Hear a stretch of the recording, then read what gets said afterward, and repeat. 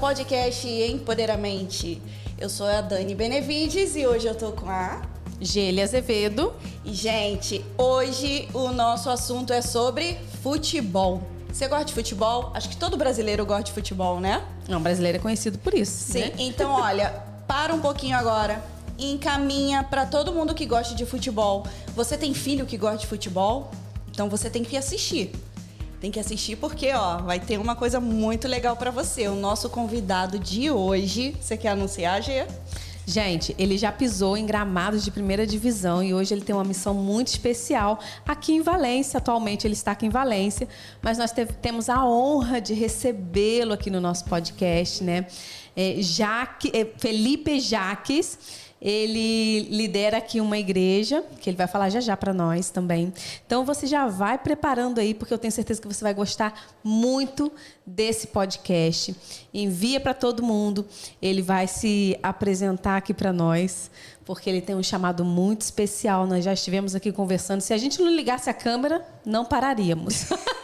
Então, vamos lá. Seja bem-vindo, Felipe Jaques. Fala o seu segundo sobrenome, por favor, que não sai.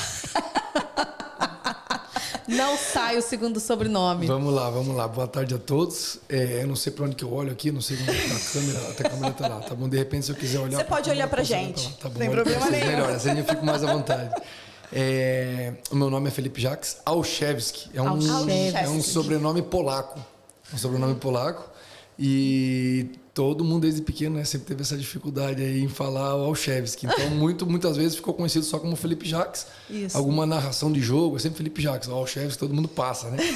E assim, boa tarde a todos, né? Como eu falei, é um prazer para mim também estar aqui com vocês. E eu tenho certeza que vai ser um bate-papo muito especial.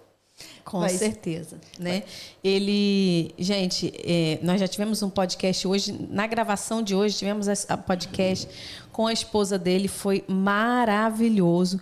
E agora a responsa aqui é com ele, com o pastor, né? Para lá que eu tenho que olhar? Então tá bem. Até eu me perco aqui, porque... Mas corta para um.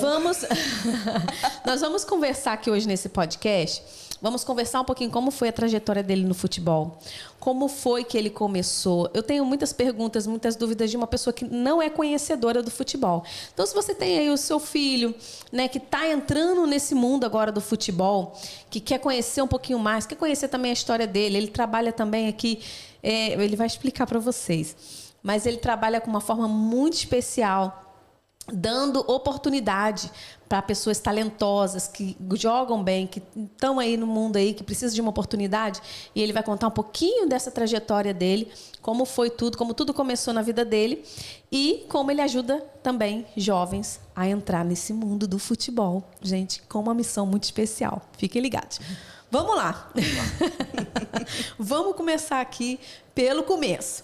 Como que... Primeiro, né, já falei, já te dei as bem-vindas, né? É um prazer ter você aqui com a gente. A gente vai conversar hoje sobre um tema diferente pra gente, né, Dani? Porque acho que é a primeira vez que a gente fala sobre futebol, né? Nesse mundo de futebol. Sim. Aqui. E eu queria entender como que começa o futebol. Você nasce já, assim, jogando futebol? Não, você se aperfeiçoa e depois alguém te chama para jogar? Ou você vai sozinho? Como é? Conta aí pra gente. Legal. Uma pergunta muito boa. Claro que isso daí varia muito de geração para geração, né? Hoje, vamos colocar assim, se faz futebol de uma maneira diferente do que se fazia futebol antigamente. Uma das coisas que eu falo muito é a questão de... No Brasil se faz futebol de uma maneira, na Espanha outra. Então, isso varia também de lugar e também varia de gerações. Na minha época, quando eu comecei, eu sou de 90, né? De 1990. Então, imagina, minha primeira alegria no futebol eu tinha 4 anos, assim, mais forte, né? Que é a questão do Brasil ali, Copa do Mundo, Penta, né? Eu lembro. O Penta não, né? Era antes do Penta, né? Era o Tetra, né? Então, ali no Tetra... Eu não entendia muito. Eu lembro que eu estava numa sala, na casa da minha avó, família ali e tal, e eu brincando com uns bonequinhos assim de Lego, assim, tal, né? Uns verde e amarelo, o Brasil. E eu não assisti o jogo, não tinha muita paciência. Eu sempre gostei muito de jogar futebol, desde que eu me lembro, me conheço por gente, eu sempre gostei de jogar futebol. Mas eu não gostava de ver, não tinha paciência para ficar sentado ver. É muito imperativo, muito, né? A 1000 por hora. E aí o que acontece? o meu avô, os meus dois avós, eles jogavam. Então já cria esse ambiente na família, né, da parte do esporte. Jogava assim, né, mais profissionalmente ou não? Então, assim, ó, hoje eu descobri que não, mas na época eu pensava que sim, porque eles contavam as histórias ali como um bom brasileiro, né? Não, porque o juiz, não, porque o adversário. Então, assim, você pensa que o teu avô era o craque, né? Era o amigo do Pelé, né? E meus dois avós contavam histórias, assim, deles jogando. E o meu avô, principalmente por parte de mãe, ele era muito, muito ligado ao esporte. Então, ele fazia corrida, ele jogava vôlei, ele contava muitas histórias. Eu não sei quais todas eram verdades ou não, mas ele contava muito. Não é história de pescador, muito. Não, né? Não, e assim, o pai dele era pescador, então você já imagina. Ele contava muita história. Então, assim, a gente gostava de ouvir as histórias dele e tal, e sempre tinha uma pitadinha de exagero, mas era legal. Era bom de ouvir, era bom de história. Mas os dois sempre, assim, eu sempre cresci nesse ambiente. Então, o futebol já fez parte da minha vida desde sempre, né? E aí, o meu pai jogava futebol também, né? E o meu pai, ele chegou a jogar até os juniores, que é a categoria sub-20. E o que acontece? Ele jogou num time grande lá da região do Paraná, de Curitiba. Na época não existe mais esse time, que seria o Paraná Clube hoje. Foi uma fusão desse time, o Pinheiros, com o Colorado, que formou o Paraná Clube. Muitos aí que estão me escutando vão saber, da região do Paraná. Outros não vão ter nem ideia, porque é um time que já não existe mais. Mas era um time muito legal, assim, um time bem estruturado, e meu pai jogava nesse time. E o meu tio também, um primo do meu pai, um primo de segundo, terceiro grau meu, ele também jogou já no profissional. Então, era um pouco mais velho, tinha essas referências na família, né? Inclusive, ele foi meu treinador, numa certa ocasião, o Osni. Um abraço pro Osni aí. Faz muito tempo que eu não falo com ele, né? Depois eu vou mandar o vídeo para ele. Osni, um abração. Você faz parte dessa história, cara. Então, o que acontece? O Osni... o meu pai, o meu pai ele ia jogar muito futebol no final de semana, no meio da semana às vezes ele ia, e ele me levava com ele, né? Às vezes a minha mãe ficava meio assim, eles ficavam meio assim, porque no outro dia tinha que estudar de manhã, né? Tinha que ir pra escola, mas eu ia com ele, eu gostava muito de ir com meu pai. Então a gente, às vezes terça-feira, tinha bate-bola em uma chácara, eu ia junto. Aí depois do bate-bola tinha sempre... o pessoal era de 2 em 2, aí um fazia uma feijoada, outro dia um fazia uma carne, outro dia um fazia... Lá a gente tem uma comida típica lá que é carne de onça. Carne de onça? Carne de onça, mas não é de onça, mas chama-se carne de onça. É um prato típico lá de Curitiba, né? O pessoal de Curitiba aí sabe o que é. Depois vocês vão pesquisar na internet, vocês vão ver. Pesquisar mesmo. Carne de onça, é bem legal, assim, é um prato bem diferente. Então aí cada um fazia uns pratos, às vezes fazia uma peixada lá e tal, né? Uma moqueca. Então era muito bom esse ambiente, era muito gostoso, né? Eu ia ali com meu pai e, claro, o futebol ia impregnando, né? Impregnando na minha vida. Eu tava vivendo aquilo sempre. E na escola, o que acontece? Entrei com 5 anos e aí era jogar bola antes de começar a aula, jogar bola no recreio e jogar bola depois. E a minha mãe ia me buscar e era aquela briga toda vez. Vamos embora, não, mais um pouquinho. Né? E hoje eu vejo meus filhos, né, fazendo parecido, né? Você fala, nossa, cara, que paciência tinha minha mãe. Então, assim, começou na escola. Começou na escola e com meus avós e com meu pai, essa cultura do esporte, essa cultura do futebol. O que acontece?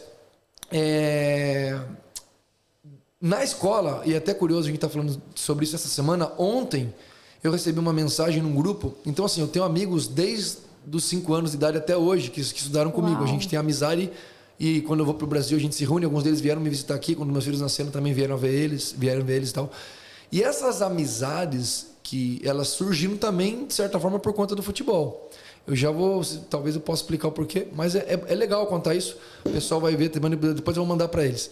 O que acontece? Ontem eles tem um grupo lá, Colégio Marista Santa Maria. Eu estudava no Colégio Santa Maria, lá em Curitiba.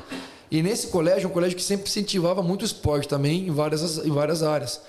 E eles faziam uma semana champanhar, que era a semana de, tipo, as Olimpíadas. A gente não tinha aula, era só esporte, sala contra sala. Que maneiro. Era bem legal, era muito 10. Era a semana assim, todo mundo ficava esperando aquela semana. E também tinha um campeonato de futebol de areia, no sábado de manhã, que durava assim um período do ano. Então, o meu time, no começo, a gente perdia muitas vezes, era meio ruim o meu time, mas depois eu e mais 2 amigos meus fomos para outra sala, que era a segunda, mas daí a gente uniu força e virou a primeira, entendeu? E aí ontem eles postaram uma matéria que o colégio está fazendo, não sei se é 100 anos, alguma coisa assim, e eles estão fazendo uma matéria lá e homenageando algumas pessoas, eles estavam homenageando alguns desportistas. E foi até curioso, foi engraçado, eu comentei no almoço ontem com a família, porque eles contaram a história de um dos meninos que saiu do interior, chegou lá em Curitiba, entrou nessa escola e se envolveu com vários esportes. Então estavam falando muito bem dele, que ele era, por exemplo, uma referência nos esportes, né? O atleta e tal, referência nos esportes. E aí que é amigo mais dele do que meu, nesse grupo que tá uma galera lá da geração 90, tem acho que mais de 40, 50, não, tem umas 60 pessoas lá, mais ou menos, que eram várias salas. Comentou, pô, mas o craque da nossa época era o Felipe Jacques, né? Como é que colocaram? Tipo assim, brincando, né? Aí ficou aquela... Aí cada um começou a subir as fotos. Não sei se... Acho que não vai sair, mas eu podia até mostrar as fotos pra vocês, eu pequenininho, quando eu comecei a jogar lá. E eu contei pros meus filhos ontem essa história que eu tô contando pra vocês. Eu falei, filha, contei pra Núbia e contei pro Bernardo também, com o atleta que tá morando lá conosco nesses dias, que é um futuro craque, aí vocês vão ouvir falar do nome dele, o Bernardo. O que acontece? Eu tava contando pra eles, olha, foi aqui onde tudo começou. Porque o papai começou a jogar aqui, nesse time, e nesse time aqui, o pai de um dos amigos meus, ele era preparador físico do Coritiba. Olha, que era um legal. time ali tradicional, né? Um clube de primeira divisão, às vezes tá na segunda, esse ano tá na segunda, mas às vezes sempre é um time tradicional, já foi campeão brasileiro. E o pai dele, o vô desse meu amigo, é um dos, ou o principal jogador, o Capitão Hidalgo, da história do Curitiba. Então tinha toda uma tradição na família também. E esse era um dos meus melhores amigos. E até hoje a gente está no mesmo grupo ali, tem um grupo do WhatsApp da gente e tal. Então o que acontece? Ele chegou e viu em mim ali algumas características, um potencial diferente. Eu era muito alto, fisicamente eu era muito bom e tecnicamente também ia bem. E ele viu que eu estava acima da média. E aí ele me convidou para ir para um time de futebol de salão, quando eu tinha 8 anos, que era no Círculo Militar, onde eu tive a honra de trabalhar lá com o professor Cláudio Caran, que também foi muito importante nessa trajetória. E o treinador desse... E aí a gente começou, antes de ir para o futsal, a gente começou a perder uns jogos ali, e aí a mãe de um dos meus amigos conseguiu um patrocínio do Unibanco para o nosso timezinho de piazada, e contratou um treinador pra gente. Nossa, a gente não tinha treinador, era os pais treinador. E esse treinador era o meu tio Osni. Então a história é bem legal como foi acontecendo. Chega um ponto, eu vou pro futsal, no futsal a coisa já é mais profissional, aí você já treina, já disputa campeonato federado, e no futsal é onde a maioria dos jogadores, ou na minha época, por isso que era bom chegar até aqui. Então como que você começa? Geralmente no Brasil, os atletas eles são captados na escola, na vizinhança, em algum campinho de terra, em algum campeonato, em alguma coisa assim bem informal. Vem o talento desse menino e geralmente levam ele para o futsal, para jogar federado nos clubes de futsal. Porque no futsal, com 4, 5 anos, muitos clubes já começam a disputar campeonato federado, né? Então, eu, nesse caso, com 8 anos, entrei nesse mundo mais competitivo. Porque até então era só diversão, só alegria e só festa. Não tinha, né? E eu me lembro que no primeiro dia de treino, eu fui lá e tal. E aí eu cheguei, você fica envergonhado. É muito ruim chegar novo num time. É que nem chegar novo na escola. É muito ruim, entendeu? Só que com um acréscimo de que no time tem a competição do esporte. Na escola não, você não tá ali pra competir com ninguém, teoricamente. Só ali tá não, todo brincando. mundo joga. Esse cara chegar aí, vai ser titular, vai ser reserva. Então já tem aquela panelinha. É ruim chegar no futebol, assim, ruim, né? é uma sensação ruim. Então você chega ali, você é o novo, tal, todo mundo te observando. E aí quando dá o intervalo do treino pra você ir tomar água, sempre tem um intervalo pra você ir tomar água. A minha mãe, né, na maior inocência do mundo, a minha mãe ela tem várias histórias que é muito legal. Ela é muito parceira, minha mãe é fundamental nessa todo esse processo. Ela que realmente mais me apoiou, assim. Porque meu pai é muito razão, ele não vai estudar. Mas seu pai também jogava futebol? Mas ele parou nos juniores porque ele foi pro exército. Quando ele volta do exército, ele fala, cara, futebol é uma coisa muito complicada, as probabilidades, a matemática, eu vou trabalhar. E ele não quis continuar jogando. Ele poderia ter tentado, mas ele não quis. Porque meu pai, ele tem descendência polaca, alemã e italiana, mas ele pegou a parte alemã da coisa. Então ele sempre estuda. E pegando um gancho aí do seu pai, é que eu tenho eu sempre acho, porque eu já ouvi isso, algumas pessoas falando, que quem vai realmente jogar futebol tem que parar com os estudos? Então, no Brasil é bem complicado conciliar, é bem difícil. O pessoal dá uma maquiada, os clubes, entendeu? Dá uma maquiada para dizer, né? Mas é bem difícil. Aqui na Espanha é muito mais fácil. A gente pode chegar nesse ponto. A gente pode chegar nesse ponto. Porque no Brasil, assim, ó, por exemplo, aqui na Espanha, ontem, por exemplo, eu estava conversando com um atleta. Né? Hoje, né, eu sou representante de jogadores, trabalho como... Assim, hoje eu sou um assessor de alguns, eu sou representante de outros, né? Eu faço, de certa forma, uma mentoria com outros. Então, existe uma série de fatores onde o futebol é uma ferramenta para a gente fazer várias coisas. Mas, no caso, nesse atleta, ontem eu tive uma reunião com com uma pessoa que me indicou para essa família, com o pai e com o atleta, onde esse jogador está se destacando, ele é espanhol, e eles querem que eu seja o empresário desse jogador. Então, eles que vieram me procurar para eu ser empresário dele. Não fui eu que captei ele, que vi ele jogando. Tanto que eu nem vi ele jogar ainda, só vi ele treinar. Né? Porque eu tenho um jogador jogando lá onde ele joga, imagina. Então, assim, e aí eu tava conversando, explicando para eles algumas coisas, e uma das coisas que o pai dele me falou, cara, só que tem um detalhe, ele tá estudando, e a prioridade é a escola. Então, assim, eu não quero que ele saia de Valência no primeiro momento para nenhum lugar, porque ele tem que acabar esse próximo ano de escola, e depois, numa outra temporada, a gente pode ver alguma coisa para Itália, pode ver alguma coisa para Alemanha, mosquitinho aqui. Pode ver alguma coisa para outro lugar, mas nessa temporada eu quero que ele ainda fique aqui. A não ser que, sei lá, o Real Madrid, aí a gente tá na Espanha, a gente vê o que vai, entendeu? Mas a princípio ele vai ficar aqui. Eu falei, não, beleza, o pai dele colocou muito claro isso. É um tipo do meu pai também. Meu pai também era assim, só que no Brasil você perde o controle. Porque no Brasil, realmente, isso é um pouco ruim, ou bastante ruim por um lado, mas é muito bom por outro. Que eu já vou chegar nessa parte, eu te respondo, tá? Só para a gente não perder o fio da meada. Então o que acontece? Eu entro no futsal, jogo ali uns 2 anos nesse time, e aí esse mesmo pai desse meu amigo, que me levou pro futsal e que também era do profissional do Coritiba, preparador físico, ele fala, acho que agora ele já tá pronto, ele vai lá e leva o Coritiba, começava com 10, 11 anos. A primeira leva de jogador na base era 10, 11. E depois 12, 13, certo? Depois 14, 15. É muito 16, novinho, 17 né? E depois 18, 19 e 20. São essas categorias, certo? Futebol. Por exemplo, o Atlético Paranaense começava só com 14, 15. Mas o Paraná Clube e o Coritiba, que eram os times grandes da cidade, eles começavam já com 10, 11. Então, como que você começa um time do nada? Qual que era a estratégia nesse momento? Vou revelar a estratégia aqui, os caras vão começar. Gente, anota aí. Qual que era a estratégia do meu treinador, que seria o meu treinador, para montar um time competitivo? O que ele fazia? Ele ia nos melhores clubes de futebol de salão da cidade.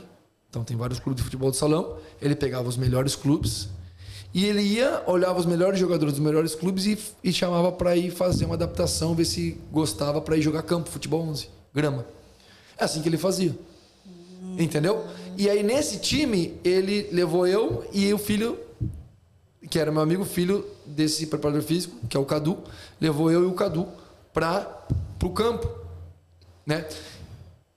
Para fazer uma experiência. E essa experiência foi muito curiosa, porque foi assim, ó, era Coritiba contra Flamengo, Couto Pereira, mais ou menos 40, Flamengo 50 ganhou, mil pessoas. né? Claro. Eu não lembro, porque foi muito assim, assustador. Não quer falar. Não, muito assustador. Você imagina um menino de 10 anos, a bola é grande, o campo é gigante. E assim, o que eles faziam? Eles faziam um preliminar do jogo, colocavam os menininhos para jogar antes do jogo. E o estádio lotado. Imagina, havia um Flamengo e havia um Coritiba. E eles colocavam os gurizinhos para fazer uma preliminar que chamavam. Eles colocavam a gente para jogar antes. Mas o que eles faziam? Sempre o Coritiba ganhava. Por quê?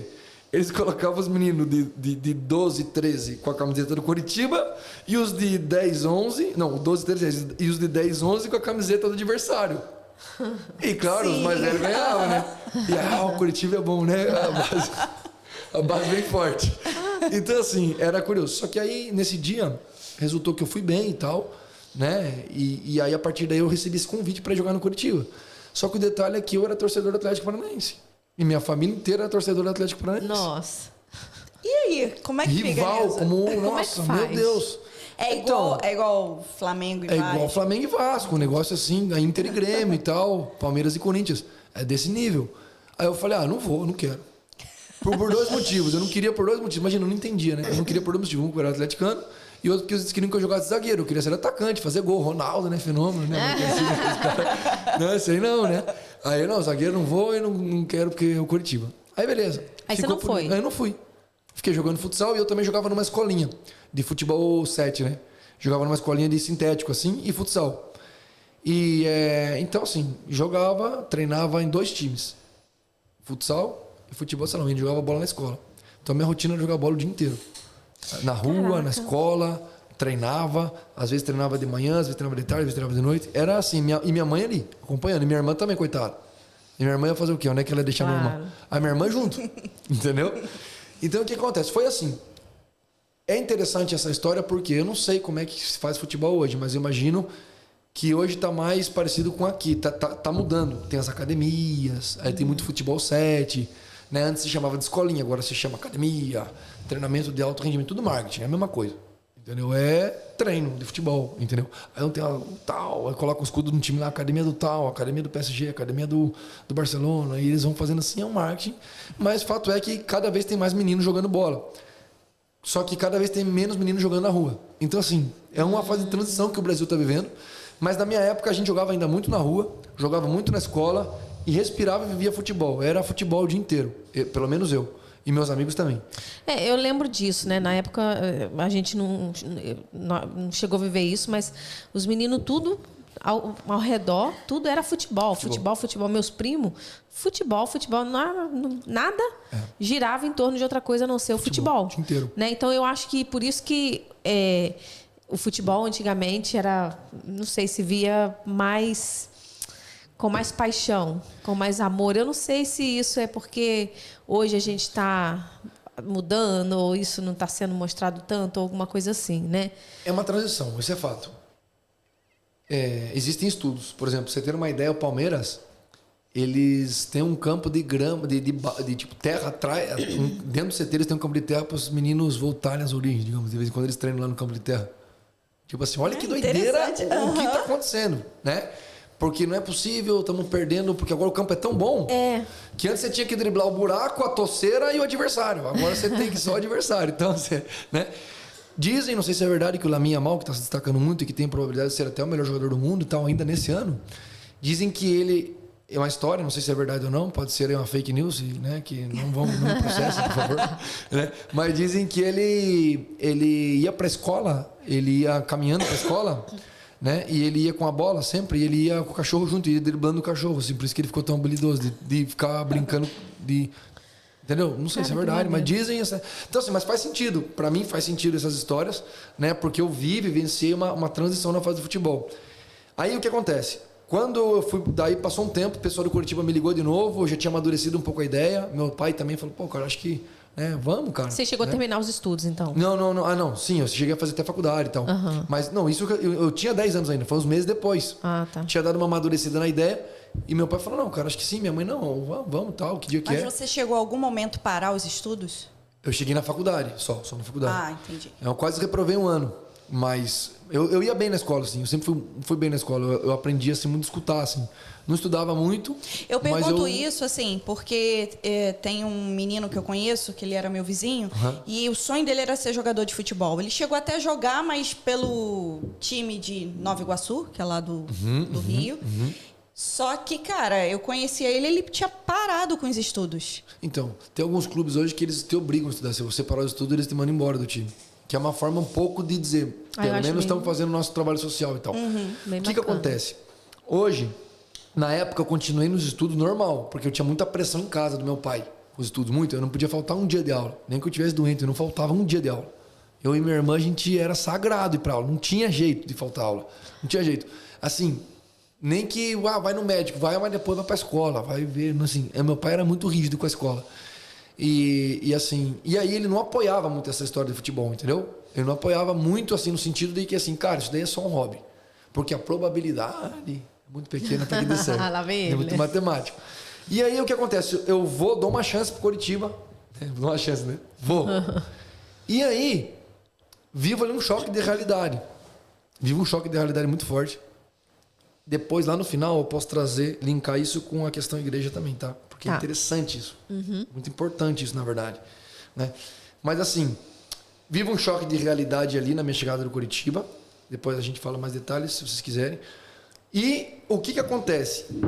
Fico ali e já chego, digamos, contratado, porque foi toda a negociação, né? O cara fez difícil, né? E tal, não, já cheguei meio que titular, porque não é porque eu era muito melhor, mas é porque não tinha outro, cara. Eles estavam formando o time, então eu não fiz um teste praticamente.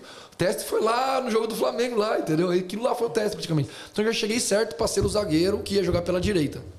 Certo?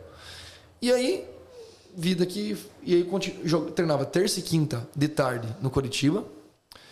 Isso com 11 anos, né? Com 10 para 11 anos, 10 para 11. Cara, mas é muito novo. Treinava terça e quinta. Fico pensando assim, a idade do meu filho. Terça e quinta, a gente ficava o dia inteiro treinando. Era 2 dias só, mas era o dia inteiro de treino. Era assim, chegava lá 1h30 da tarde, entrava no ônibus do time, aí ia pro campo, treinava, voltava umas 6 da tarde só. Entendeu? Caramba. Por aí eu acho, mais ou menos. Era, ou parecia que era o E dia os inteiro. Que era, outros dias? E não, aí assim, ó, olha só, terça e quinta eu treinava no Curitiba. Segunda e sexta eu treinava à noite no futsal. E segunda, quarta e sexta eu tentava sempre ir também na escolinha treinar de tarde. Uma Porque eu pergunta. estava estudando pela manhã, então eu estudava pela manhã e nos outros dias eu treinava todo dia. Caramba. Agora- De tarde e de noite. Como você, nessa época, via isso? Você via eu como amava. diversão? Não, amava. Era como diversão. Nossa, eu amava. Pra mim era... Eu ficava ansioso pra acabar a aula logo, pra eu ir almoçar e Você e não jogar. via como uma pressão? Não, nada disso. Assim, a pressão... Assim, é que existe... Eu via um pouco como uma pressão. Mas no contexto ali de performance, porque eu queria jogar, eu queria ser o titular, eu queria ser o melhor. Entendeu? Mas por competição, Eu era muito né? competitivo. Eu era muito competitivo. Isso é uma outra coisa, assim, que, por exemplo, principalmente aqui na Europa, eles tentam tolir os meninos. Eu já fui treinador aqui também de futebol de salão, de futebol de campo, tanto de... no futebol de salão era de pequenos, mas no futebol de campo fui do time profissional já. Aqui na Espanha, eles tentam tolir. Assim, não, é só esporte. Tem que ganhar ou perder, tanto faz. Não, eu nunca fui assim. Eu sempre Cara, ganhar. O primeiro Sempre ano ser que o primeiro, entendeu? o meu filho foi treinar esse ano, primeira vez, futebol de salão. E, cara, toda vez o time perdia. E o Rafael, a gente saía de lá bufando, saindo fumaça pelas orelhas. Não é? E aí a gente falava, eu olhava pro meu filho já estava, já que ele não conseguia nem falar uma palavra, né? Porque ele é muito competitivo, Pedro. Aí o que acontece? Eu mandei um e-mail lá para a escola falando, poxa, a menina aí parece que não tem muita noção do futebol. Não noção do futebol, mas de treinar a criança. Porque é uma coisa você jogar. Ela era muito boa jogadora, ela tem vários, né?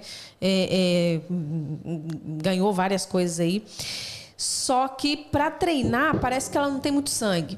E tem que ter. Menino, né?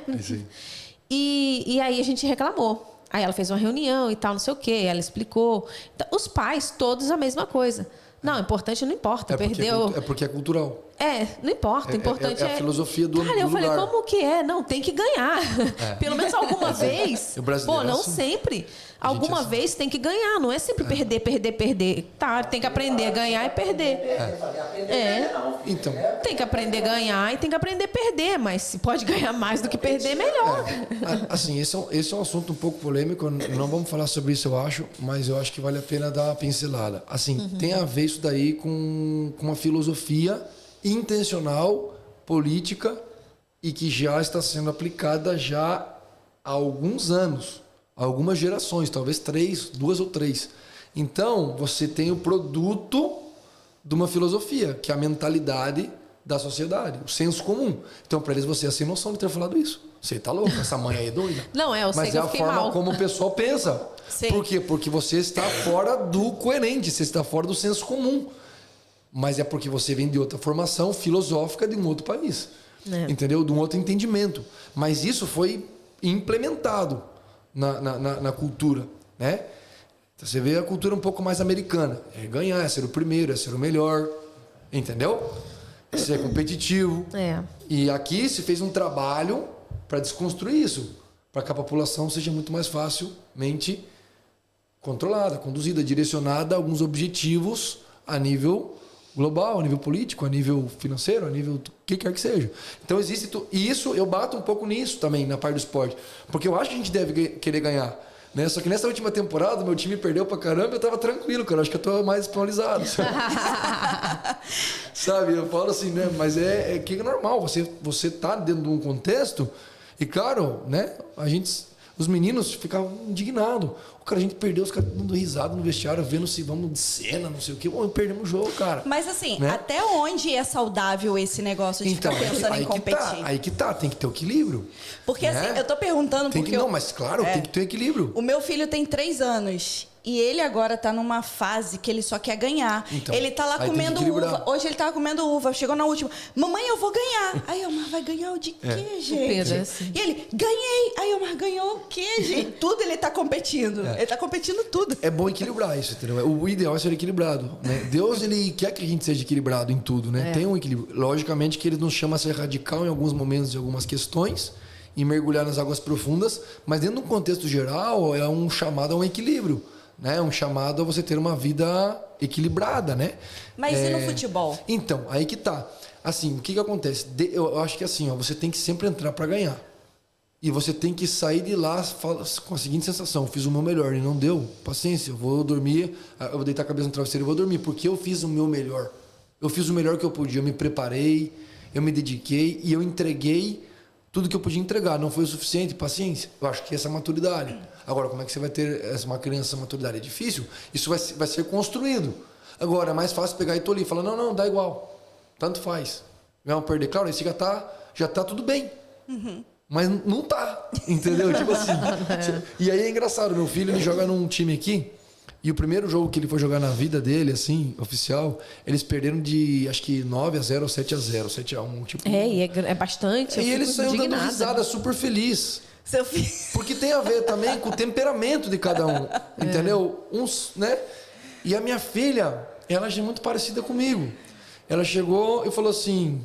O que você tá rindo, cara? Você não viu não que vocês perderam de 7-0, cara? Você acha... Que isso? Imagina, ela com 6 anos e ele com 5, né? Não, ela com 7 e ele com 6. Falou, cara, você tá rindo do quê, cara? Entendeu? Olha, entendeu? Então, assim, também tem a ver com o temperamento de cada um, né? Mas aí entra todo um contexto. Aí, assim, eu tava ali, eu queria ganhar, né? Mas... entra um ponto que aí que é o desafiador. Porque já com 10, 11 anos, chega, por exemplo, o momento das férias escolares. Os teus amigos vão pra praia, os teus amigos vão pra casa de um tio, pra casa de um avô, vão fazer alguma coisa diferente com os pais. E eu ia pra campeonato. Entendeu? Muitas vezes. Eu ia treinar, eu ia... Entendeu? Tinha essa pressão, ó, tem que treinar nas férias, porque senão quando chegar no que vem vai ter no começo lá seletiva, se tiver mal vai ser mandado embora. E você tem 10, 11 anos e você já tá com esse negócio de que vão te mandar embora. Entendeu? Caramba. Já tá com aquele negócio assim. E aí ainda entra nessa situação que eu acho que vale a pena comentar. Hoje eu falo com isso assim com muita tranquilidade e paz, né? Porque é a minha verdade, é a minha realidade.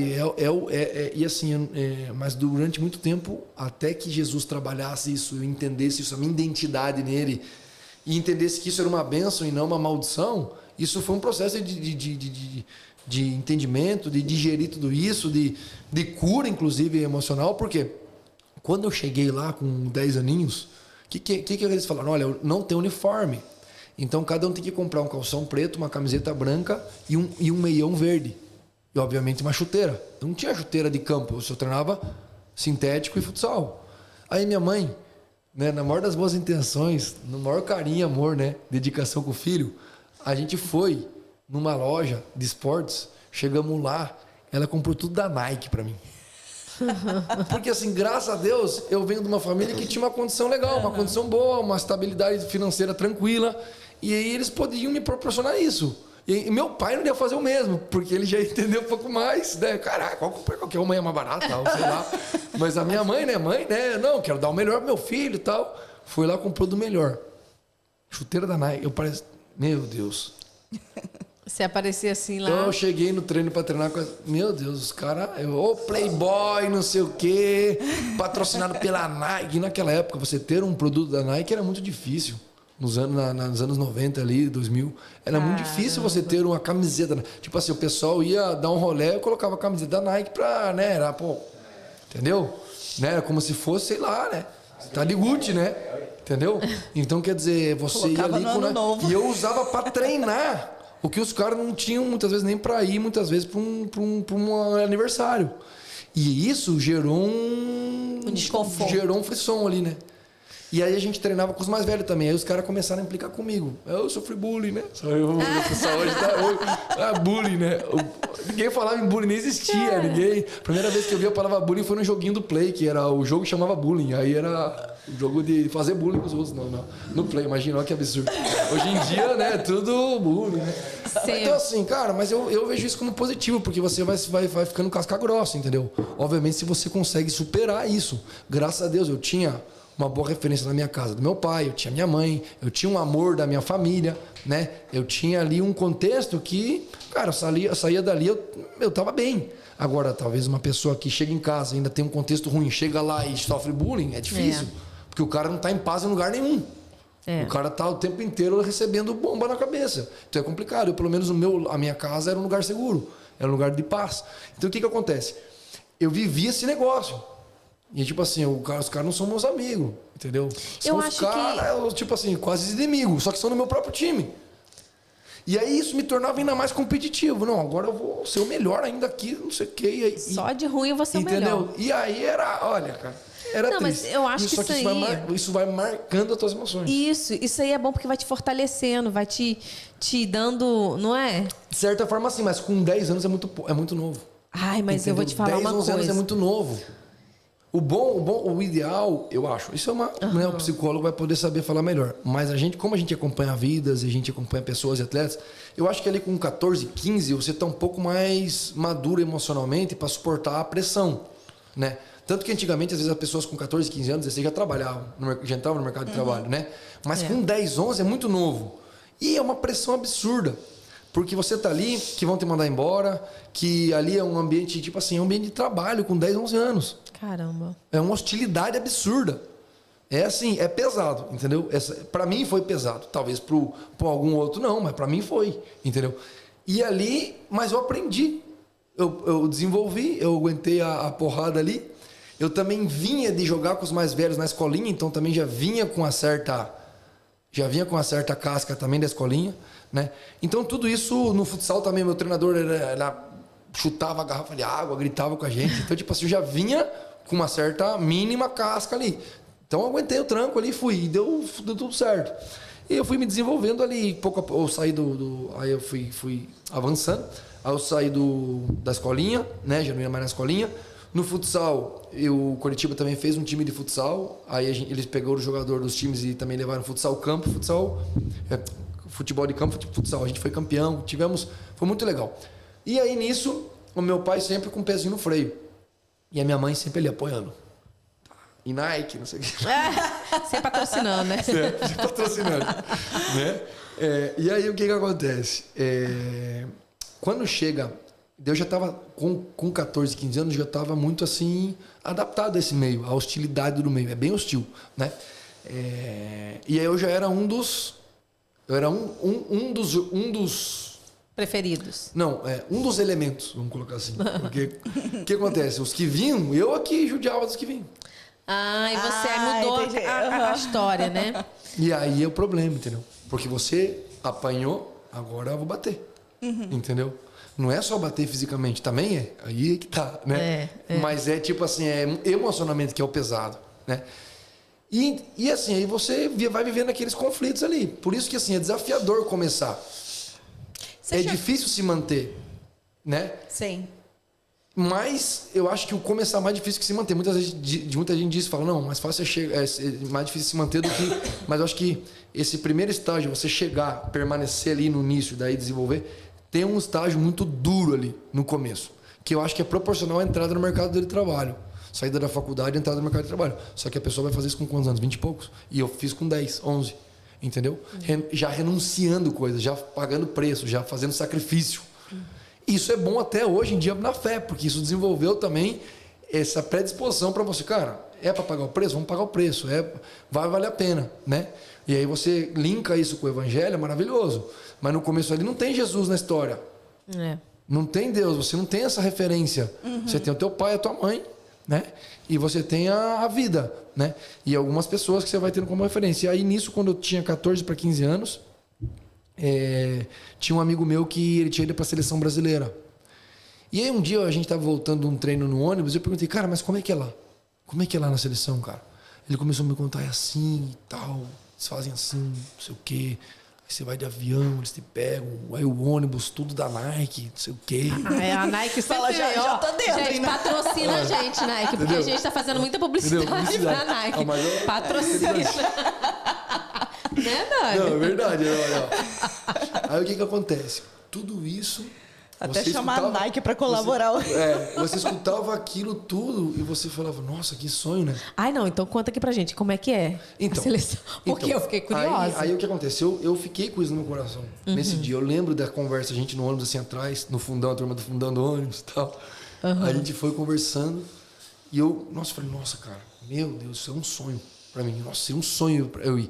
Só que assim, eu tive momentos de protagonismo no time, principalmente nesse primeiro momento aí que eu falei, cara, é matar ou morrer. Assim, todo mundo tá contra mim, ou sou o melhor, ou vai ser carta chacota. fora do baralho. É. Então, foi muito Focado. intencional, focado ali com 10, 11 aninhos. Só que depois você vai fazendo parte, você vai se acomodando um pouco e tal. E aí também eu tive um desenvolvimento tardio na parte hormonal, então os atletas já estavam tudo já fortão, tudo, já tinha até barba, e eu não tinha nenhum pelo na cara. Então assim, outro bullying, né? Ah, você aí não tem nem barba, não tem nem bigode, é aquela zoação, né? E assim, faz parte, tudo isso, né? Hoje em dia a gente vê como bobeira, mas vê só como que bobeira, mas na época você fica mal, adolescente, pré-adolescente, tudo é um, meu Deus, né? O meu mundinho, né? E aí o que acontece? Aí nisso eu tava mais relaxadão, assim, e eu não era já mais tipo um protagonista, eu era titular do time, mas se bobeasse eu perdia a minha vaga, entendeu? Então eu era mais um, não era um dos principais, não era o esqueleto do time, vamos colocar assim. Eu era mais um ali, era um coadjuvante. Era um carregador de piano ali, vamos colocar assim, né? Era tipo um hold, né, da banda. Eu só ajudava ali, fazia minha parte, era titular. Mas não tocava nenhum instrumento, não aparecia nada. O que acontece?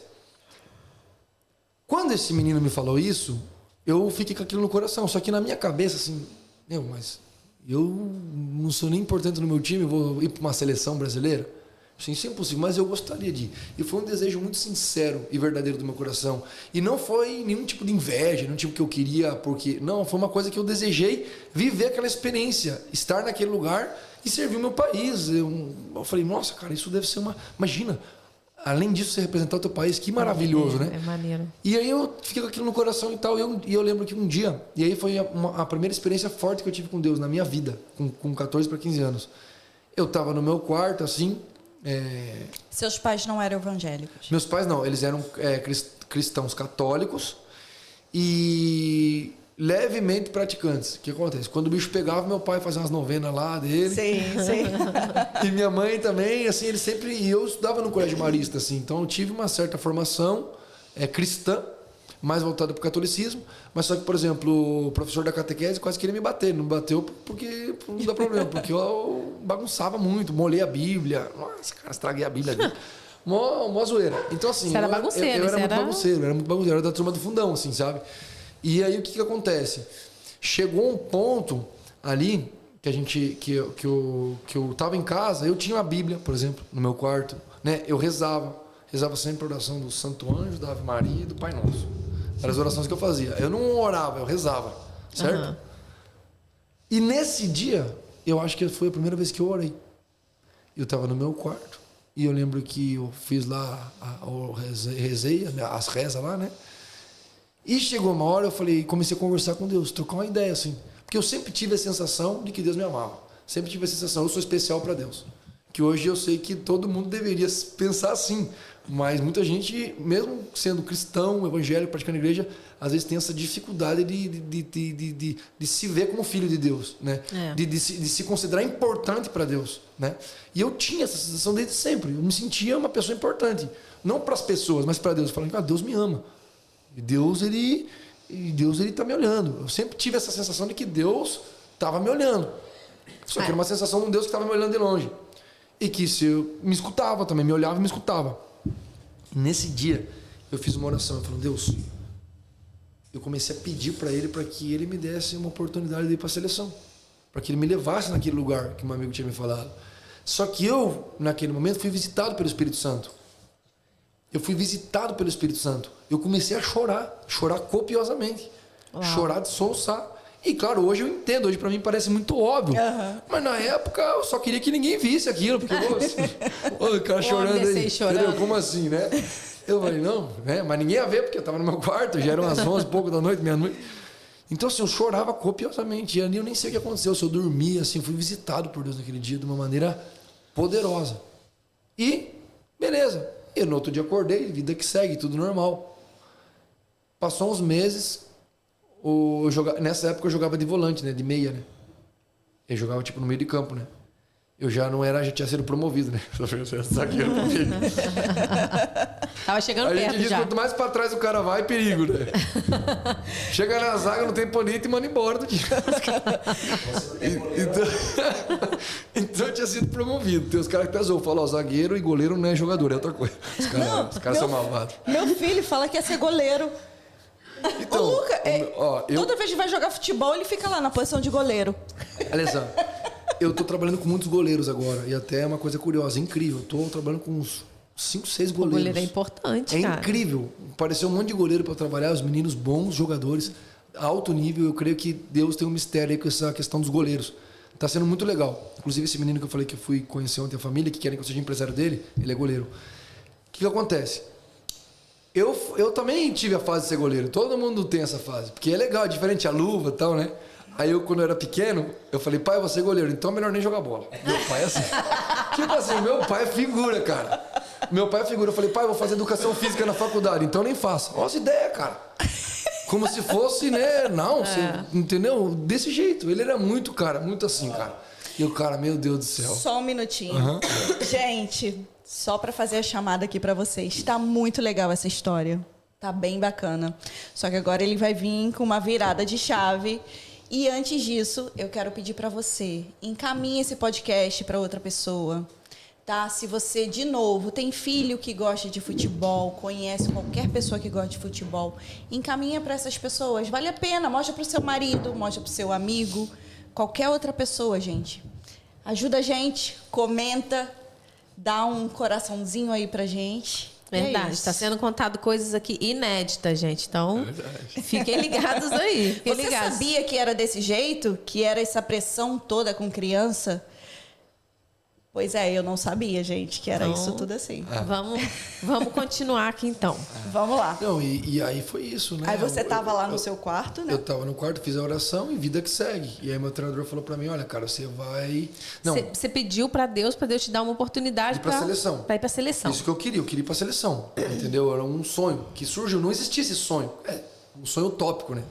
Todo mundo quer ser jogador de futebol, Sim, entre aspas, sim. todo menino quer ser jogador de futebol quando é pequeno. Aí você quer ser, mas é utopia. Ainda mais na visão do meu pai, não, isso é utópico. Aí entra na No questão nosso de ir pra caso- seleção brasileira. nosso É uma caso é o utopia contrário. ainda mais doida. Né? Você ser jogador já seria uma coisa top, mas você ir pra seleção, cara, o filtro é muito pesado. E você foi. Então, Calma. aí é que tá. Mas a questão é, o que aconteceu aí? Essa situação foi muito legal. Foi muito legal. Porque assim, ó, o meu treinador, ele foi subindo de categoria junto com a gente. Então, mesmo que me captou lá atrás, quando eu tinha 10 aninhos, ele era o mesmo treinador quando eu tinha 14 anos. Eu só tive praticamente 2 treinadores na base inteira. Em 9 anos de Curitiba, eu praticamente só tive 2 treinadores. Né? Então é bem legal. Eu tenho uma relação boa com eles até hoje. Então, sou muito grato a eles por tudo que eles fizeram por mim. O que acontece? Ele chegou para mim e falou assim, Felipe, a gente vai para um campeonato nacional em Londrina, que lá vão ter muitos times bons, até internacionais. Tinha, por exemplo, o Verde de Tóquio, às vezes vai alguma seleção também. E aí tinham vários times a nível Brasil importantes. E ele falou assim, cara, a gente tá com um problema na zaga. A nossa zaga não tá preparada para esse nível de competição. E, cara, eu queria te pedir para você me fazer... Não, eu queria te pedir não. Ele falou assim, eu pensei e tal, você vai jogar de zagueiro. Tipo, meio que me impôs assim, né? Eu falei, não vou. Não vou, cara, não quero jogar de zagueiro. Você sabe que eu não gosto e tal. E aí ele pegou e falou assim, cara, você vai. E beleza. E eu cheguei em casa e falei, pai, eu não quero ser zagueiro, o treinador quer me colocar de zagueiro, se for para ser zagueiro eu prefiro não jogar mais bola. Não vou mais. E depois de 4 anos indo ali toda essa... Eu não fui mais treinar. Nossa. Simplesmente larguei. Parei, não, se for para ser zagueiro eu prefiro não jogar bola. Sério? O que acontece? O zagueiro, ele tem que ficar lá atrás, né? E ele não, tipo assim, você não pode atacar, você não pode, tem que ficar muito defensivo. Você só praticamente defende, né? É defesa, né? É defesa, O zagueiro né? é defesa. É. E aí, assim, no Brasil, na época, tinha maior pressão, bola pro mato, onde que o bico da chuteira tinha apontando, você chuta, não queira driblar aí atrás, que não sei o quê. Era uma pressão maior ainda de zagueiro. Caraca. E eu não queria ser zagueiro, entendeu? Porque aquele negócio, você pode jogar a partida inteira boa. Se você faz um erro e o time faz o gol, você é o vilão, entendeu? Então eu não queria essa responsabilidade, não queria essa pressão.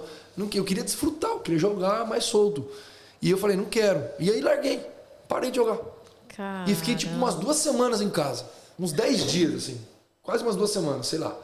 E meu pai falou, você que sabe, cara. Meu pai, acho que Ainda bem, velho. Estudar, né? E minha mãe era tranquila, assim. Minha mãe sempre foi muito tranquila, assim, sabe? Falou, sabe, né, cara? Beleza. E aí, fiquei de boa. Vida que segue. Toquei o barco e tal. E nisso, o treinador... Só que o treinador era bem, assim, tipo... Meio militar, assim, também, sabe? Ele era bem, não... É autoridade, entendeu? Só que dessa vez ele me ligou. Ó, cara, você não quer mais jogar? Ah, beleza. Mas o diretor da base quer falar com você, cara. Vem aqui, pelo menos, falar com o cara. Aí eu falei, beleza. Fui lá falar com o cara, cheguei lá, o cara não tava, era o treinador que queria falar comigo.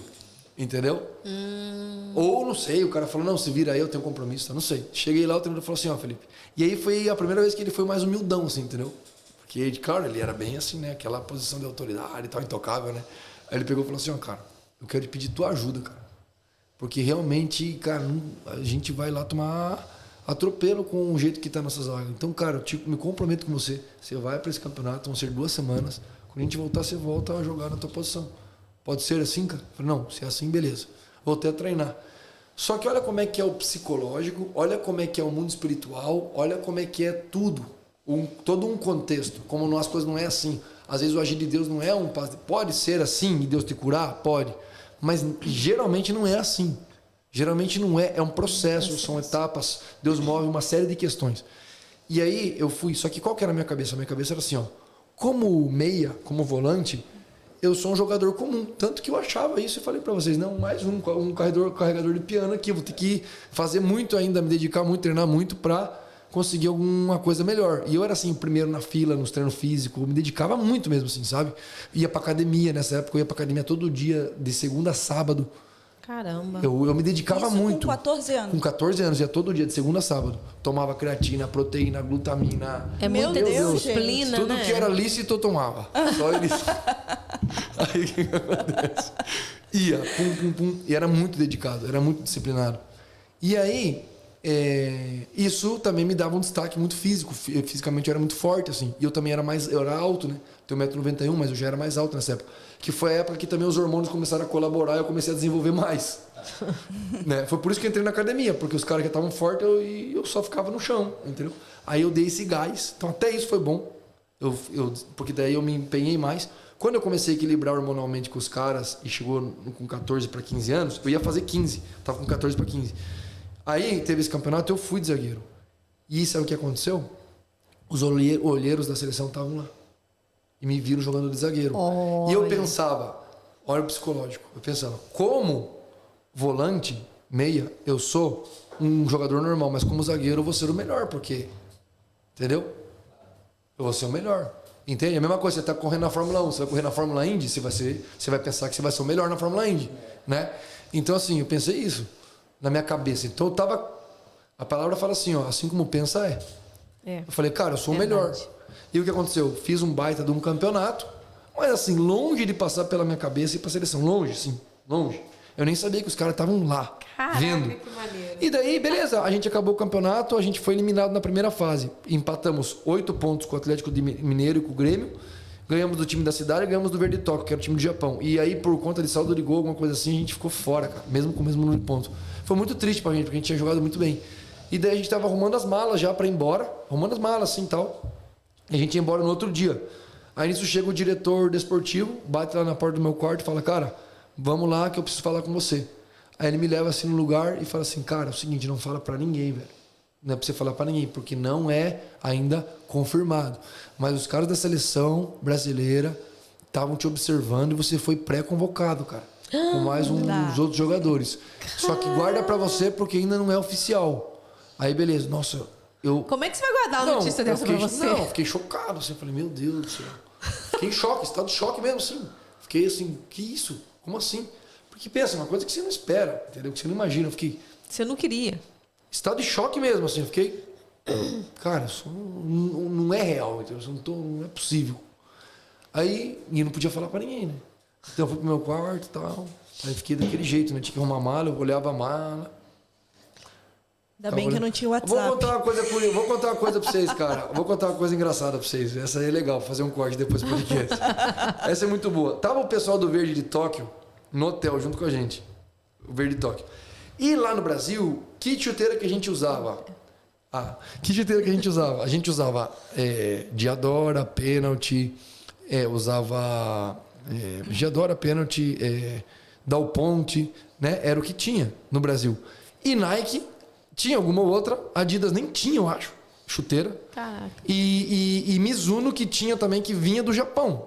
Mas ninguém tinha. Ainda mais a gente, na idade que a gente tinha. Era tudo chuteira preta. Se tivesse uma chuteira branca, já era uma coisa muito top.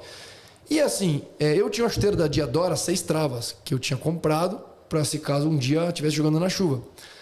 E chegou os caras lá do Verde de Tóquio. E no Japão tinha tudo Nike, né? O Japão na época era, né, top, né? Uhum. Tudo Nike e tal, Adidas, todas as marcas top. Mizuno tinha muito também, que é japonesa. Aí eles iam lá no nosso quarto pra gente trocar o uniforme. Entendeu? E aí pra eles, o que eles queriam? Da Pênalti. Eles queriam da Diadora, eles queriam da Dal Ponte, porque lá não tem. Cara, eu troquei uma chuteira da Diadora, se eu não me engano, por 3 da Nike lá com os caras. Nossa! Coitados, nossa, cara, a gente era terrível. Não, você quer 3 por 1, velho. Isso aqui é coisa boa, cara. E como vocês se comunicavam? Eu nem sei, mas era tipo assim, tal, sei o quê. Mas no final a gente se entendia, entendeu? Mas assim, nossa, cara. Saiu lucrando, então. Nossa, fiz um negócio ali, foi, olha, curioso, cara, a história é muito boa. Que maravilha. E aí, assim, o que acontece? Ali, aí passou uns minutos assim, e aí nisso ele me chamou. Felipe, é o seguinte, cara, a minha mãe e a minha irmã tinham ido junto para Londrina para ver o campeonato. E o meu pai não podia ir porque ele estava trabalhando. Ele ia no final de semana buscar a gente depois. Que Londrina fica umas 6 horas de Curitiba, mais ou menos. Talvez 7. Entre 5 e 7. E aí, o que aconteceu? O cara me falou, Felipe, é o seguinte, tua mãe tá aqui, né? Teus pais estão aqui. Porque é o seguinte, cara. Era tipo uma sexta-feira. Não, era uma quinta-feira. Ele falou assim, olha, cara, é o seguinte. Nós só vamos embora amanhã. Não sei. Ia demorar ainda pra ir embora. Ou ia sábado só. Mas é o seguinte, cara. Veja se tem como você já ir embora com teus pais hoje ou amanhã, porque você foi convocado e você tem que estar no Rio de Janeiro segunda-feira, cara. Os caras já vão mandar passagem de avião. Só que você tem que ir para Curitiba, fazer uma documentação lá e tal, porque na segunda-feira você tem que se apresentar lá na Granja Comari. Que top! Eu olhei e falei, meu Deus. Aí liguei pro meu pai pegou, não sei se um voo, o que ele fez. Teu pai ficou louco, né? Não, ele acho que nem acreditava, entendeu? Aí ele pegou, acho que o avião, sei lá, ele foi lá pra Londrina, na volta a gente quase sofreu um acidente, porque ele foi ultrapassar lá um carro e veio um caminhão, nossa, foi bem pesado. E aí fomos naquela correria e tal, me arrumei. Na segunda-feira, tava lá no aeroporto com a minha família. Cara, assim, meu Já Deus. tinha voado você? Eu tinha voado uma vez pra Fortaleza, eu tinha voado, mas já fazia um bom tempo, assim, fazia uns 4 anos. Uhum. E aí aquilo ali, assim, meu Deus, né? Era você ainda tava em choque, né? Não, tava em choque ainda. Só que assim, já começou a pressão de novo. Porque eu praticamente nunca tinha feito um teste, porque os caras foram me captando. E na seleção, querendo ou não, eu ia ser avaliado. E você chega num lugar que é alucinante, assim, é tipo a Disney do futebol, entendeu? A Disney do futebol para um menino de 15 anos. Show. E o que acontece? Só que, olha só, quando eu cheguei no aeroporto, tinha nosso rival era o Atlético Paranaense, certo? Nosso rival. Uhum. Tipo, discutia no jogo, aquela brigaiada, né? Chega lá, tô eu e 4 caras do Atlético Paranaense convocados, e só eu do Curitiba, mas ninguém, cara. Nossa. Fica aquela hostilidade, né, cara? O clima, né? Os caras já me tratando, tipo, me ignorando, me tratando com indiferença, entendeu? E um ainda era da mesma posição que eu, imagina. O cara não, talvez ele escute, olha.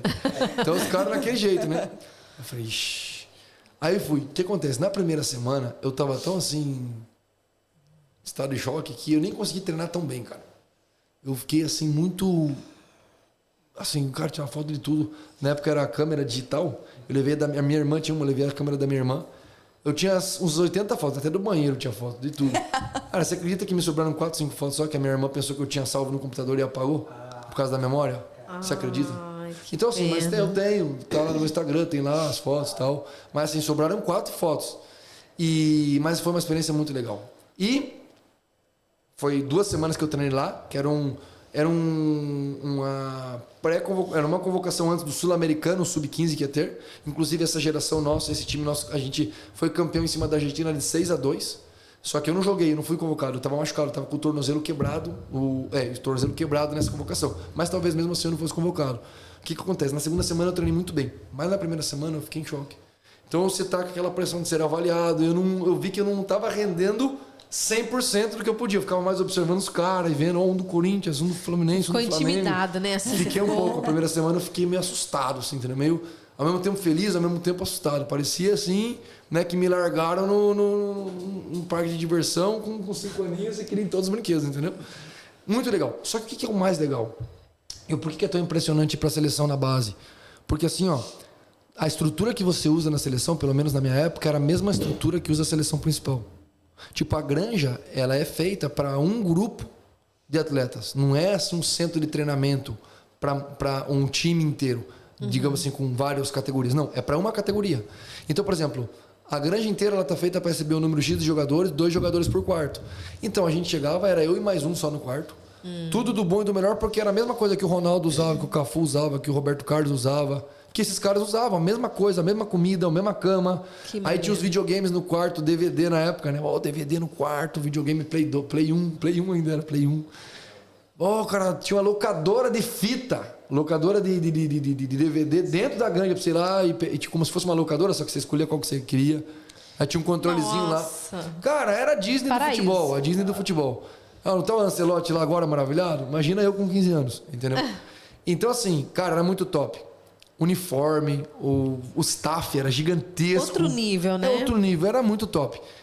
E aí, no finalzinho das 2 semanas, a seleção principal ia chegar, e foi a seleção do Penta, né? Eles iam chegar para fazer uns treinos lá. E aí, o roupeiro da seleção, que era o mesmo que foi o nosso, ele já foi separando a bolsa dos jogadores com os uniformes deles para quando eles chegassem.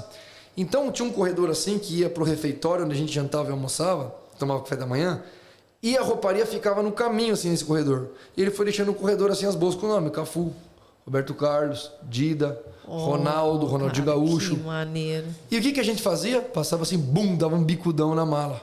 Dava um bicudo na mala. Ó, vou contar pra todo mundo na escola que eu dei um bicudo na mala do Ronaldo. Sim, molecagem, né? Então, assim, foram algumas Fala coisas... aí, de quem que você deu o bicudo aí pra eu não gente? me lembro, mas acho que do Ronaldo, com certeza, cara. Do Cafu, eu lembro que... Então, assim, a gente... né, foi um sonho, assim, foi um sonho realizado. E eu sei que foi Deus. Eu sei que foi Deus, porque era improvável, para não dizer impossível. Era improvável, mas eu arrisco dizer impossível, se não fosse a mão de Deus ali. Tanto que meus próprios companheiros, se eles fossem apostar, jamais ia apostar que eu iria ser o convocado. Eles até me falavam: nossa, cara, jamais a gente ia imaginar você, porque tinham outros com muito mais destaque do que eu no contexto geral. E aí foi uma experiência muito legal. E aí a minha carreira mudou, né? Aí meu pai já começou: opa, acho que esse BIA vai dar bom, velho. Investir nesse rapaz. Ele começou a, tipo assim, acreditar um pouquinho mais que podia, né? E aí não, aí assim, aí começou já... E sua família tava com você lá, ou não? Você ficou sozinho? Peguei o avião em Curitiba. Mas você contava tudo pra eles? Contava. Peguei o avião em Curitiba, desembarquei no Galeão, lá vem um carro da seleção, te pega lá e te leva pra granja. Muito legal. Aí, vivi toda essa experiência aí, segui a minha carreira. Com 17 anos eu estava muito bem, já tinha um empresário, meu pai já praticamente também era meu empresário já nessa época, ele mexia muito, aí minha mãe já ia mais como torcedora, e meu pai já estava muito mais por dentro, e era a hora que realmente ele precisava figurar, porque até então, o que ele ia fazer? Só me levar e me buscar, entendeu? E aí ele já começou a atuar nessa parte, junto com um empresário, e com 17 anos eu assinei meu primeiro contrato profissional. Eu ainda não joguei no profissional, mas assinei meu primeiro contrato profissional. Fiz carteira de trabalho, toda aquela história e tal. E já era o segundo sonho grande, assim, sendo realizado. Ó, me tornei um jogador profissional. Ainda não joguei. Estava no Curitiba ainda. Só que por que eu me tornei jogador profissional? Aí é uma polêmica também. Muita gente não sabe disso, amigos e pessoas... Né? O Curitiba fez contrato profissional comigo porque eu recebi uma proposta para o Atlético Paranaense. Eu fui para uma seleção, era a seleção de Curitiba, que é do Paraná, que jogava, né, o Jujup se chamava. Aí nisso tinha um cara que já estava me observando o Atlético Paranaense, ele me chamou, me levaram lá no CT, me mostraram, era muito top o CT do Atlético, era mais top que a granja, pra você ter uma ideia, o CT do Atlético Paranaense. Caramba. Me mostraram tudo lá, eu lembro que na época não tinha muito isso, você dividia o quarto com um jogador só, e era com tudo no cartãozinho, a cozinha toda industrial, os caras tinham gastado mais de 3 milhões só na cozinha, tudo, as máquinas para nutrição, top, tudo de primeira linha.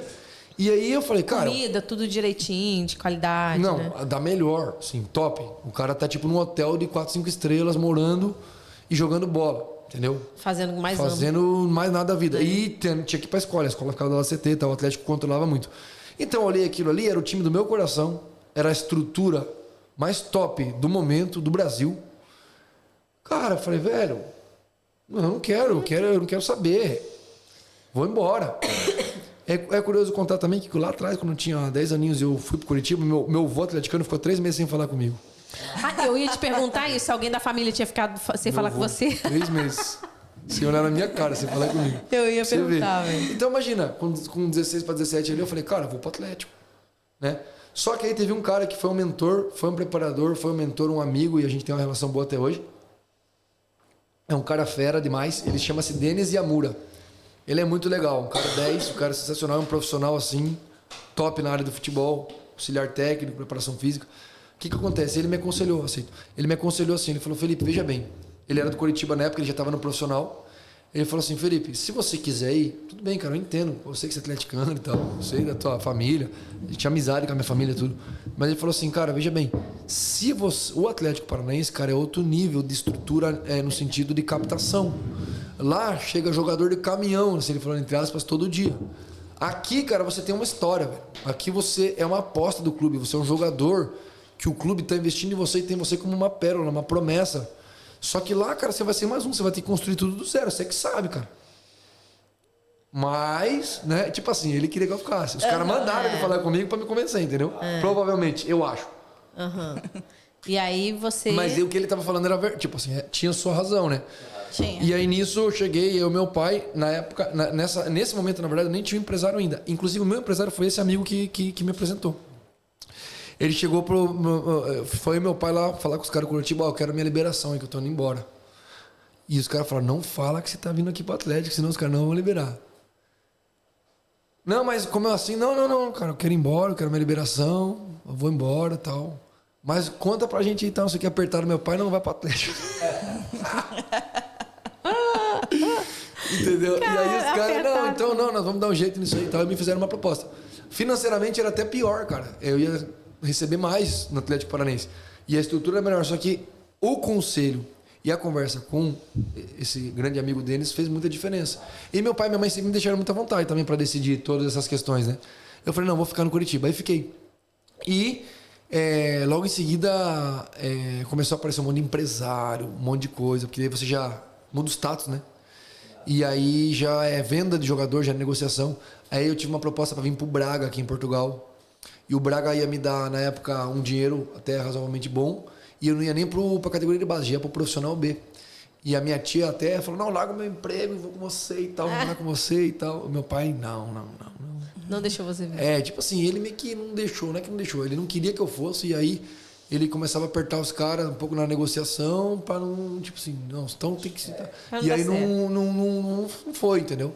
Mas assim, eu queria muito ter ido. E se eu tivesse ido, no ponto de vista desportivo, se eu tivesse cabeça e maturidade, cara, talvez eu tivesse chegado num nível e hoje a gente estaria falando de uma situação, sei lá, jogado uma Champions, não sei, poderia. O que acontece? Só que eu não tinha cabeça. E aí eu era muito doido, assim, no extracampo, entendeu?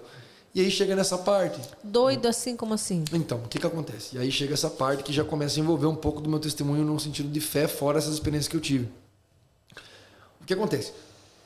Eu, com 17 anos, assino meu primeiro contrato profissional. Começo a ganhar algum dinheiro. Ainda morava na casa dos meus pais? Não. Ainda dependia deles financeiramente, mas já começo a ganhar algum dinheiro. Era um contrato de 2 anos, certo? Então, quando eu fiz 18 anos, eu já tinha um empresário, ele entrou no negócio, conseguiu uma negociação boa, assinei por mais 3 anos. E o que acontece? No futebol, ao mesmo tempo da casca grossa, tudo é muito precoce.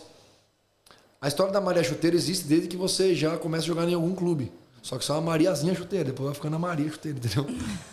A gente ia para uns campeonatos, pra você ter uma ideia da loucura que era. A gente ia num campeonato em Alegrete, eu fui para esse campeonato em Alegrete com 12 anos ou 13, em Alegrete, no Rio Grande do Sul. A gente foi para esse campeonato numas férias dessas, 2 semanas, e, por exemplo, chegava o ônibus do Inter, assim, aí tinha umas menininhas que ficavam lá e tal, iam dar uma volta com os caras, davam uns beijinhos lá nos caras, aí chegava o ônibus do Curitiba. Aí, e assim, desse jeito. A gente tinha 11, 12 anos, entendeu? Era um absurdo nessa idade. Então, você imagina já com 18. Então, o que acontece? Eu fui muito precoce em muitas coisas.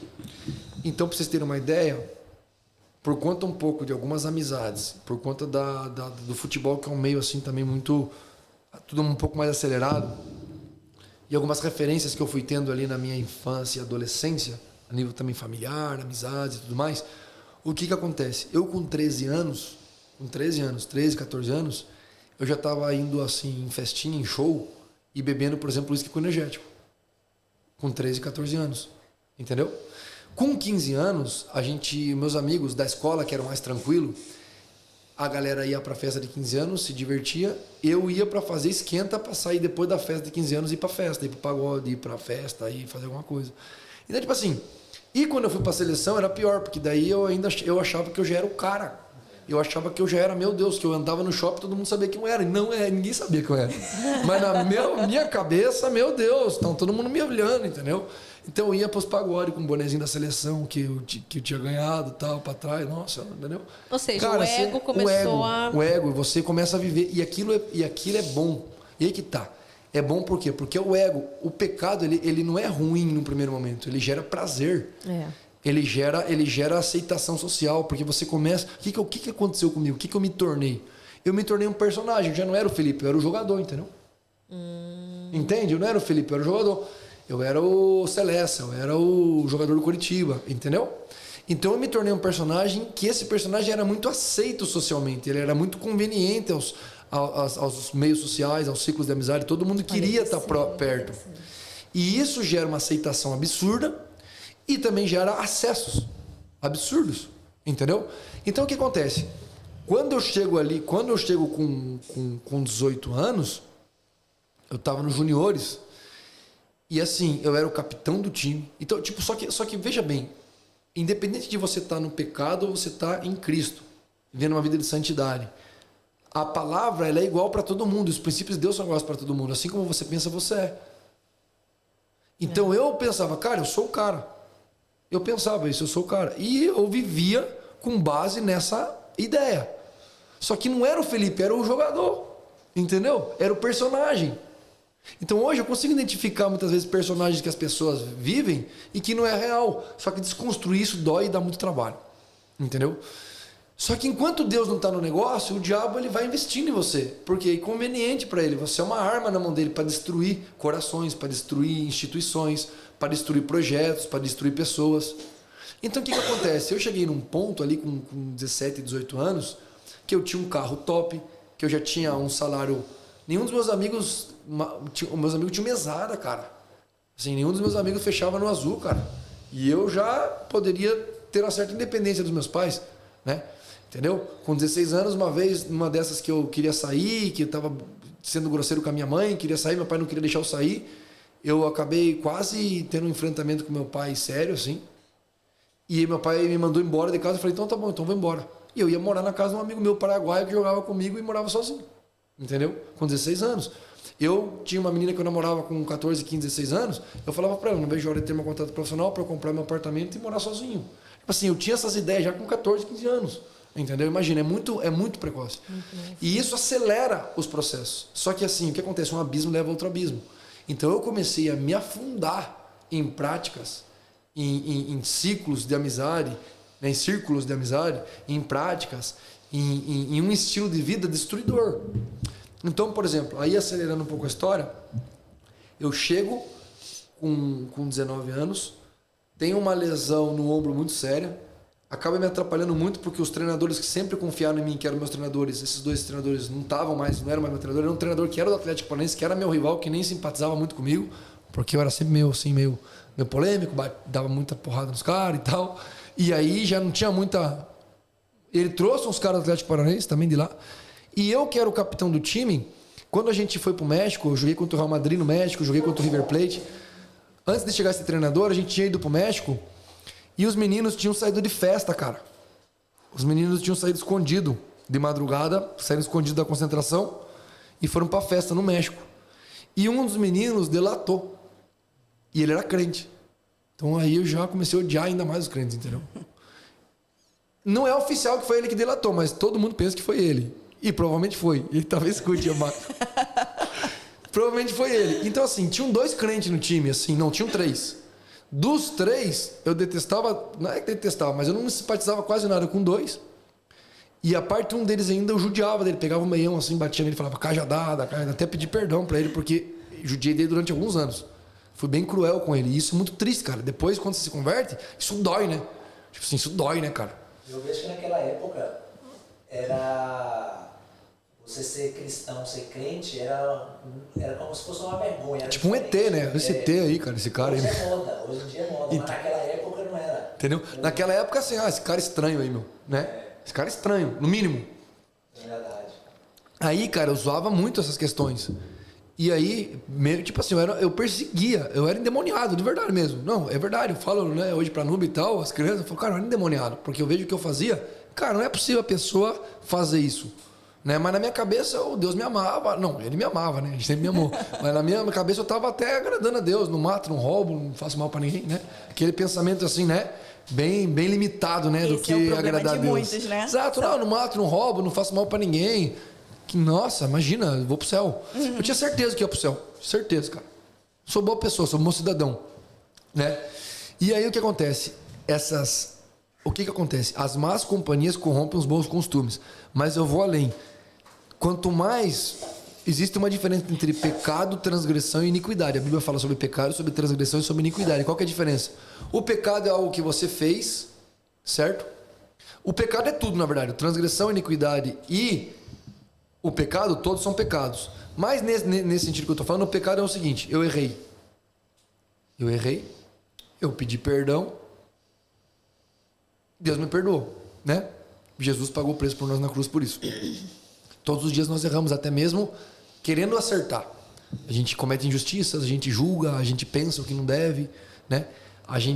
A palavra fala que se você se você puder fazer e deixar de fazer o bem para alguém, você já pecou. Então assim, só que tem uma outra coisa, que é a transgressão e a iniquidade. O que é transgressão? É você saber que aquilo é errado e você escolher pecar. E aí você está transgredindo, né, a lei. Você está fazendo uma coisa de forma consciente.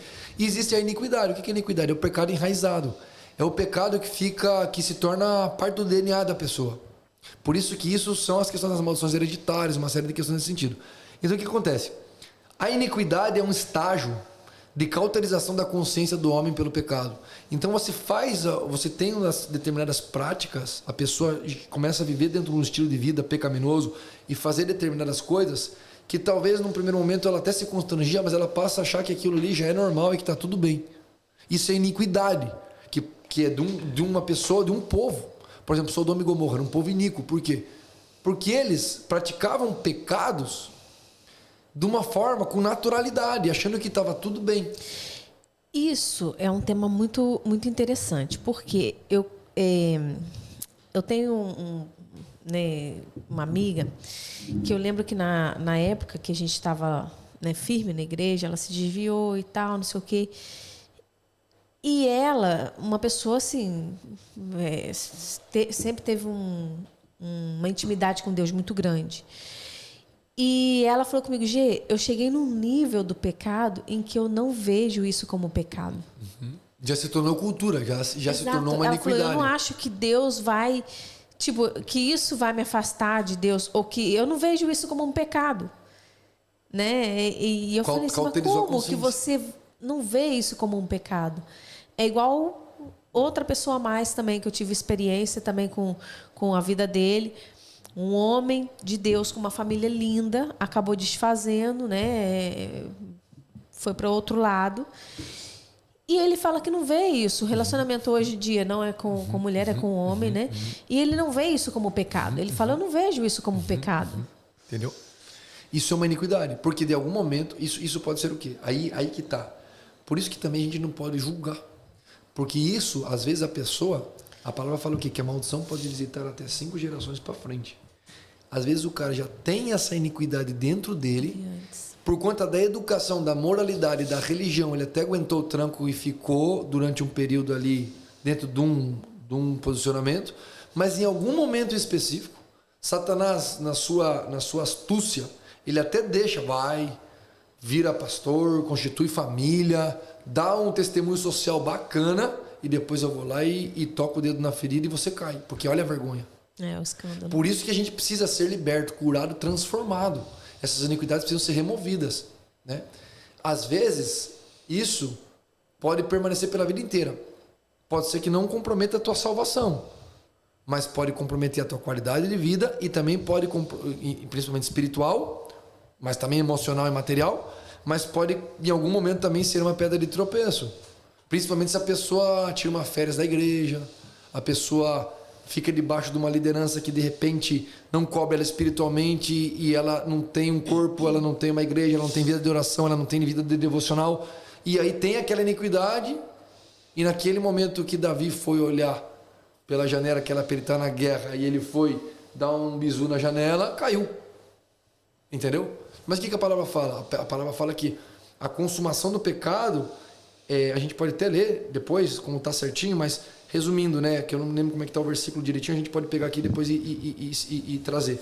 Mas o pecado nada mais é do que a consumação de algo que você cobiçou, que você quis, que você desejou. Não é que aconteceu. É um trabalhar. É um trabalhar para a consumação do pecado. Então, quando aconteceu, é que já estava acontecendo. Aquilo ali já é um engodo, já é uma armadilha das trevas que, de alguma maneira, o homem ou a mulher deu espaço. Sim. Ou já nasceu com espaço. E aí é que tá. Entendeu? Então, é um assunto muito, muito complicado, muito profundo, mas por isso, né, que a iniquidade é tão pesada. Então, eu comecei a andar num caminho ali que eu penso assim, ó, o caminho do pecado, ele começa... O que eu considero a iniquidade? Eu falo que assim, ó, a iniquidade, ela é como se a gente tentasse explicar assim, ó, você vai pecando, e aí a tua consciência é cauterizada, e o teu caráter ele começa a ser deformado. É como se você pegasse uma garrafa PET de refrigerante vazia, se colocasse fogo, ela vai o teu caráter ele vai se deformando. É o caminho inverso de caminhar com Deus, porque a gente foi feito a imagem e semelhança de Deus, e em Cristo recebemos o direito de ser chamado filho de Deus, e nascemos de novo, começamos um processo onde Deus vai nos transformar segundo a imagem e a semelhança dele novamente. Mas é um processo de transformação, onde nós vamos cada dia tendo um caráter mais parecido com o de Cristo, até atingir a varonilidade, né? Que seria, não tem a ver com idade, tem a ver com maturidade, entendimento, revelação, sabedoria em Deus. Então o que acontece? Eu estava num caminho ali totalmente de destruição, porque padrões morais, a educação que meus pais me deram, padrões morais, padrões éticos, padrões sociais, eu estava começando a colocar aquilo ali já a perder. Então, o meu caráter, eu estava me tornando uma pessoa ruim. Só que eu não percebia. Arrogante, você acha? Sim, não só arrogante, assim, não só soberbo, mas mal intencionada, uma pessoa assim que faz mal para os outros, entende? Obviamente que não era tão consciente assim, eu não ia com essa intenção, né? Mas eu me automanipulava para fazer o que eu queria. Na verdade, você se torna o Deus da tua própria vida, né? Você se torna aquele que conduz, toma as decisões, aí começa muita manipulação, né? Para você atingir os teus objetivos. Mas aí o que acontece? Chegou num ponto em que assim, ó, tudo que eu queria eu consegui com 19 anos. Então eu cumpri o sonho. Claro. Você jogava pela seleção também? Não, eu só tive essa convocação. Ah, entendi. E também no profissional, nesse momento, eu tive ali um momento difícil, fui jogar no profissional emprestado do Curitiba para o Cascavel, para jogar um campeonato paranaense. Então eu estava vivendo o meu sonho de ir para a seleção, o meu sonho de virar jogador profissional, eu já tinha concluído. E financeiramente eu também já tinha uma liberdade financeira. Eu tinha um carro top, né? Eu morava com meus pais, não pagava uma conta de luz, uma conta de água, não pagava nada, mas se eu quisesse, tanto que depois, logo em seguida, eu comprei meu apartamento em Florianópolis quando eu fui jogar lá. Mas o ponto que eu queria frisar é o seguinte: eu já tinha meio que conquistado tudo em relação a alguns sonhos de pequeno, com 18 para 19 anos. Né? 17, na verdade, já tinha assinado meu contrato profissional e já tinha ido para a seleção com 15. Ali a gente já pode dizer que é um sonho. Que é quando o normal é você estar começando, né? Exatamente. E com 19 ali, eu já comecei a jogar como profissional. Só que ali você começa a ter outros sonhos, você começa a almejar outras coisas. Você começa a falar, não. Por quê? Porque uma vida de uma pessoa sem Deus é uma vida de uma pessoa que nunca está satisfeita, nunca está preenchida, nunca está bom. Sempre quer algo mais. Aí olha o nível de loucura que eu cheguei. E isso é importante testemunhar aqui, porque eu tive ainda o privilégio de crescer numa família bem estruturada, ter lá meu pai, minha mãe, ter uma condição financeira boa, experimentar coisas legais, fazer uma viagem, né? Uma vez fui para Fortaleza, viajamos lá, não fui para Disney, mas a minha irmã foi. Então, tipo assim, eu tinha uma estrutura boa em casa, a nível de, se eu quiser comer filé mignon no almoço, eu posso, né? Entendeu? Tipo assim, eu não era rico, mas tinha uma condição muito boa, né? Em alguns momentos até muito, muito boa, mas assim, variável. E o que acontece? Por exemplo, de ir no shopping comprar uma calça jeans de R$800, entendeu? E isso ainda não era nem com o meu dinheiro, a minha mãe que pagava ainda, entendeu? Então, quer dizer, o pessoal me chamava de playboy com razão, porque na verdade eu tinha uma condição muito boa, né? Só que então o que acontece? Chega nessa época, eu falo, cara, mas agora eu tô independente. Então, tipo assim, uma das minhas vontades de ser independente era tipo assim, não, agora não é mais meu pai, agora sou eu, não é mais minha mãe, agora sou eu que, entendeu? Por conta dessas marcas, por conta dessas questões que eu não entendia. E aí, era extravasar, era tudo muito. E aí chega eu vou pro Cascavel. E quando eu chego no Cascavel, essa é a parte mais forte do testemunho, porque é a minha conversão de fato. Então, peraí. Vamos tomar uma água, gente. Vai aí tomar uma água, que agora a gente vai passar aqui uma parte muito importante também, né? É a parte da conversão dele, como tudo começou, né? Porque quando a gente começou aqui a conversar atrás das câmeras, eu falei como Jesus entrou na sua vida. E ele falou que ia contar, e ele, né? Para onde que olha? Para ali. A produção tá atenta. Então, assim, nós vamos começar na segunda parte desse podcast. Envia para mais pessoas. Não deixe de compartilhar esse podcast, porque eu tenho certeza que esse podcast vai impactar muitas vidas,